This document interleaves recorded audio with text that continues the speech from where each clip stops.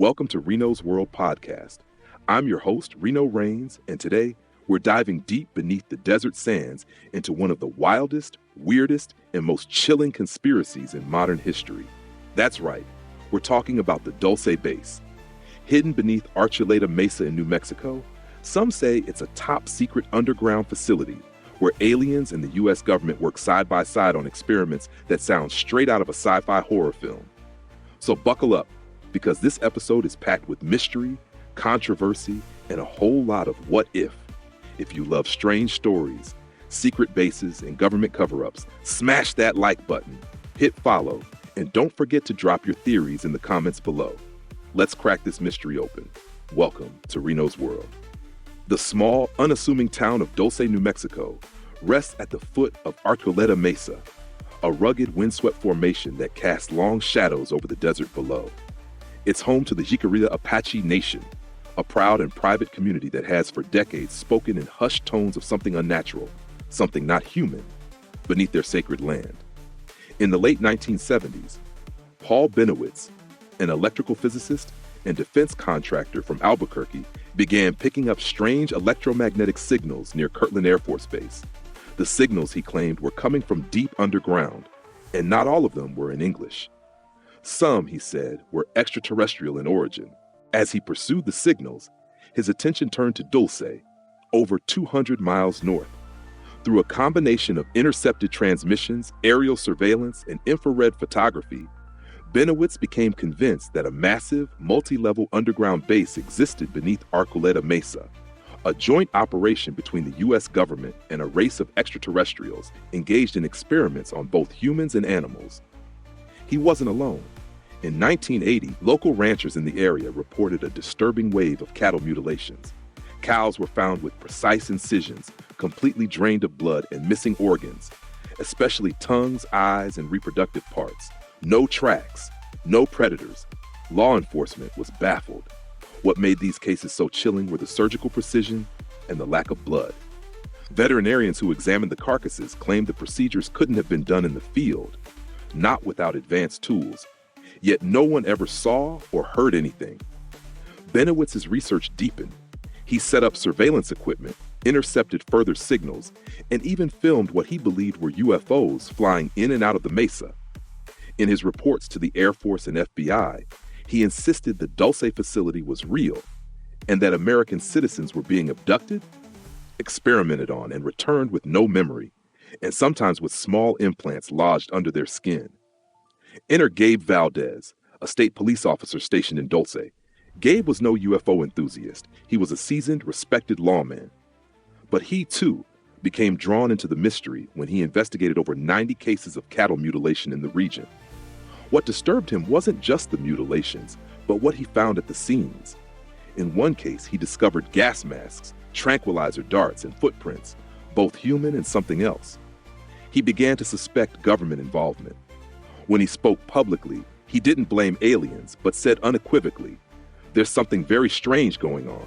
Someone is using these cattle for experimentation." Then came the stories of underground tunnels, humming sounds at night, and a persistent sense among the locals that something lived beneath the mesa. The most explosive claims came from a man named Phil Schneider, a geological engineer and explosives expert who worked on deep underground military bases. In a series of lectures before his death in 1996, Schneider claimed he had helped construct the Dulce Base in the late 1970s and had taken part in what became known as the Dulce Wars. According to Schneider, during a routine excavation, crews accidentally breached a cavern filled with extraterrestrial beings. A firefight broke out. Schneider claimed he was wounded by a beam weapon that burned off fingers and opened a hole in his chest. He alleged that 60 government agents were killed and that the U.S. had been working in secret with alien races ever since. Schneider displayed scars at his talks, showed what he said were government-issued ID cards, and described classified technologies decades ahead of anything publicly known. He claimed to be under constant surveillance. In 1996, he was found dead in his apartment. Officially ruled a suicide, strangled with a piece of rubber tubing, his supporters have long claimed it was murder. Other alleged whistleblowers, like Thomas Castello, a supposed former security officer at Dulce, described horrifying scenes underground: vats filled with fluid and hybrid embryos, surgical laboratories for genetic manipulation, and joint human-alien operations overseen by a black-budget military division. Costello claimed he fled the base, stole documents, and went into hiding. He has never been seen since. The public would remain unaware of these claims if not for a leaked document in the early 90s known as the Dulce Papers, allegedly smuggled out by Costello, filled with schematics, photos, and typed reports of experiments, alien species classifications, and mind control programs. Though dismissed as a hoax by mainstream researchers, the papers gave form to what many had whispered, that the Dulce Base was real, operational, and engaged in something far more sinister than anyone dared admit. To this day, the U.S. government has never officially acknowledged anything under Archuleta Mesa. Yet reports continue: flickering lights in the sky, strange vibrations felt at night, animals still turning up mutilated, and locals who speak of screams echoing from beneath the earth, carried on the wind from the mesa. For those who dare to look deeper, the silence around Dulce Base was not a sign of absence, but a sign of fear, a fear weaponized. Following the alleged Dulce firefight in 1979, Phil Schneider emerged as one of the most outspoken and controversial whistleblowers. Scarred and gaunt, he gave lectures across the U.S. from 1995 to 1996, revealing what he claimed was the greatest secret the American people have never been told. According to Schneider, the U.S. government had signed a treaty with a race of gray extraterrestrials back in 1954, known as the Greada Treaty. The terms were simple. In exchange for technological advancements, the aliens would be permitted to conduct experiments on a limited number of humans with full government oversight. But the aliens didn't honor the deal. Schneider claimed the experiments became more invasive, more numerous, and more grotesque. He stated that by the mid-1970s, a series of military construction projects expanded the Dulce facility into a 7-level complex, going miles beneath the earth. Levels 1 to 4 were dedicated to human operations, engineering, housing, security. But levels 5 and below were off limits to most personnel. There, Schneider claimed, were tanks filled with human-alien hybrid fetuses, genetic splicing programs, and strange biological forms he described as reptilian and insectoid. One level in particular, level 6, was dubbed Nightmare Hall. Schneider insisted that prisoners were experimented on there, often returned with no memory and unexplained surgical scars, or never returned at all. He also made another claim. The base was connected via magneto-levitation trains to other underground sites across the country, part of a vast, clandestine transportation network. By 1996, Schneider had become increasingly paranoid. He told friends he was being followed, his phone was tapped, and people close to him were disappearing. At one conference, he displayed what he said were government-issued Level 3 security clearance IDs. He described working on black-budget projects alongside engineers who just vanished if they asked the wrong questions. That same year, Schneider was found dead in his apartment. The official cause, suicide. But the details were unusual. He had been found with a rubber catheter wrapped around his neck, tight enough to cut off circulation, yet no sign of struggle. Friends reported he had been missing for days. More alarming, key documents, samples, and photographs he kept in a hidden safe had vanished. Many believe he was silenced. Meanwhile, other alleged insiders added fuel to the fire. One anonymous source, claiming to be a former NSA technician, described audio files picked up beneath Dulce, screams of people being tortured, electrical surges, and high-frequency sounds that defied classification. He said these recordings were deemed emotionally destabilizing and were destroyed. The most persistent claims came from a shadowy figure known only as Thomas Costello. His story, which surfaced online in the 1990s, described him as a Dulce security officer who defected after witnessing horrors beneath the mesa. In his alleged confession, he spoke of human experimentation by both aliens and humans, psychological reprogramming rooms, a failed revolt between human and alien factions, resulting in mass death, his own escape, taking evidence.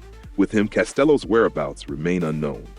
No verified records of his identity exist, and many claim he never existed. Yet his alleged writings became the foundation of the Dulce Papers, a set of leaked documents containing blueprints, experiment logs, and photos, most of which were dismissed as forgeries, yet eerily consistent with Schneider's claims. To this day, Dulce remains tightly monitored. Researchers report military drones in the area. Locals speak of strange lights over Archuleta Mesa, of low-frequency vibrations that rattle their windows, and of government officials warning them not to speak to outsiders. Even Gabe Valdez, the veteran state police officer who investigated the mutilations, remained convinced something was happening under that mesa. Before his death in 2011, he told researcher Greg Valdez, his son, "They're experimenting on humans, not aliens, not little green men. It's us. It's our own government." Critical analysis, breaking down the conspiracy. So, what's fact and what's fiction? Verified elements. Cattle mutilations near Dulce are real and extensively documented. Paul Benowitz truly believed in a base and reported his findings to the Air Force. Phil Schneider existed, gave lectures, showed scars, and was found dead under mysterious circumstances.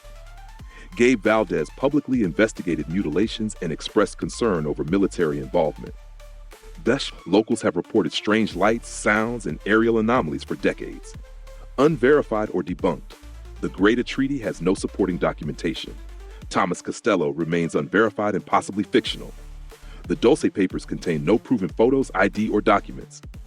No independent evidence supports claims of alien firefights or hybrid creation labs.